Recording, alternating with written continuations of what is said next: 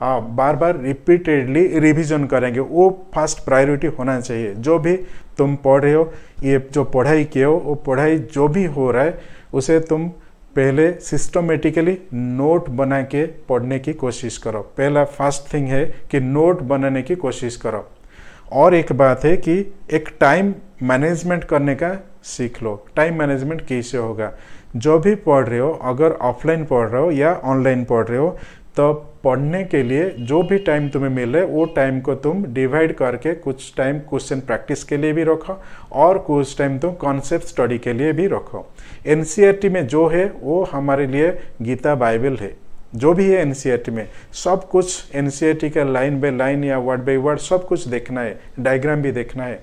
NCERT book में भी हमें नोट बनाना पड़ेगा। एनसीईआरटी के साइड में बहुत सारे जगह भी होता है, वहाँ पर तुम कीवर्ड को निकाल के एक पेज में तुम कीवर्ड को लिखो। सब एक एक पेज में टोटल जितना भी कीवर्ड वो पेज में रहता है वो कीवर्ड को लिख लो और कीवर्ड को फिर बार बार रिवाइज करने की कोशिश करो। वो कीवर्ड क्यों दिया गया, वो कीवर्ड का वजह से कौन सा लाइन बनाए, क्वेश्चन फ्रेम करना सीखो कीवर्ड को लेके। ऐसे ही क्वेश्चन वो कीवर्ड से ही मैक्सिमम आते हैं, मैक्सिमम क्वेश्चन कीवर्ड से ही हो जाते हैं, फ्रेम हो जाते हैं।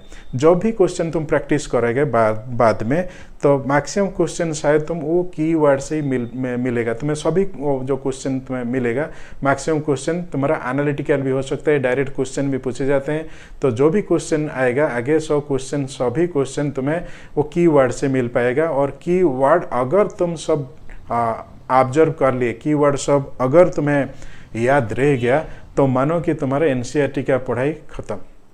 ठीक है, एनसीईआरटी बहुत इंपॉर्टेंट है। बार बार सभी टीचर ने यही कह रहे हैं कि एनसीईआरटी बहुत इंपॉर्टेंट है। बायोलॉजी हो, फिजिक्स हो या केमिस्ट्री हो, एनसीईआरटी बहुत इंपॉर्टेंट है। एनसीईआरटी को छोड़ के और कुछ नहीं, एनसीईआरटी से ही कॉन्सेप्ट स्टडी करना है। अगर कुछ कॉन्सेप्ट तुम्हें समझ में नहीं आता है तो फिर एनसीईआरटी को बाहर जाके और कुछ बुक या मॉड्यूल रेफर कर सकते हो।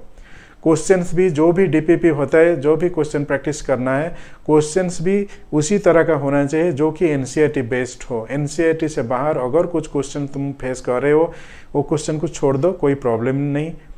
And analytical question maximum try करो कि सॉल्व करने के लिए। बहुत सारे क्वेश्चन ऐसे होते हैं कि डायरेक्टली पूछे जाते हैं और बहुत सारे क्वेश्चन ऐसे होते हैं कि थोड़ा सा ट्रिकी होता है, इनडायरेक्ट होता है, एनालिटिकल होता है।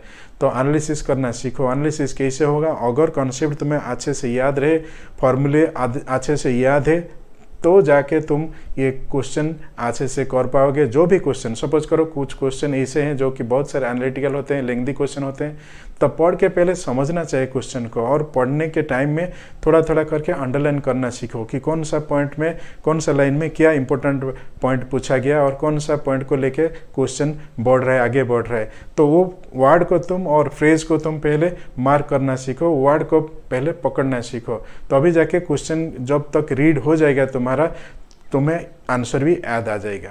ठीक है, ऑप्शन देखना नहीं पड़ेगा, डायरेक्टली तुम्हें क्वेश्चन समझ में आता है तो फिर आंसर भी हो जाएगा।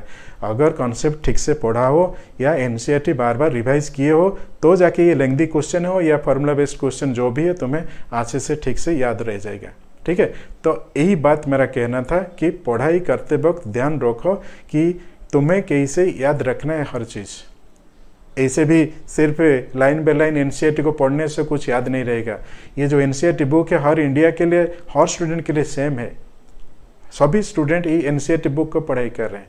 बहुत सारे स्टूडेंट 16 लाख, 15 लाख, 14 लाख, इसी तरह का स्टूडेंट्स, बहुत सारे स्टूडेंट्स प्रिपरेशन कर रहे हैं, तैयारी कर रहे हैं। उनमें से सिर्फ 2-3 लाख का स्टूडेंट बहुत अच्छे से, मतलब कि ठीक से प्रिपरेशन कर रहे हैं, सीरियसली प्रिपरेशन कर रहे हैं, टाइम मैनेजमेंट कर रहे हैं, नोट प्रिपरेशन कर रहे हैं, पढ़ाई कर रहे हैं, ऑनलाइन ऑफलाइन कोचिंग ले रहे हैं, ऑनलाइन ऑफलाइन क्लासेस भी अटेंड कर रहे हैं, किसी मॉड्यूल का कोर्सेस भी कर रहे हैं।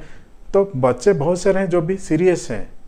ठीक है ना, तो वो सीरियस बच्चे जो हैं, तो वो एक टाइम प्रॉपर मैनेज करके बार बार रीड करते हैं, बार बार रिवाइज करते हैं। रिवीजन करने के बाद बहुत कुछ याद रह जाता है।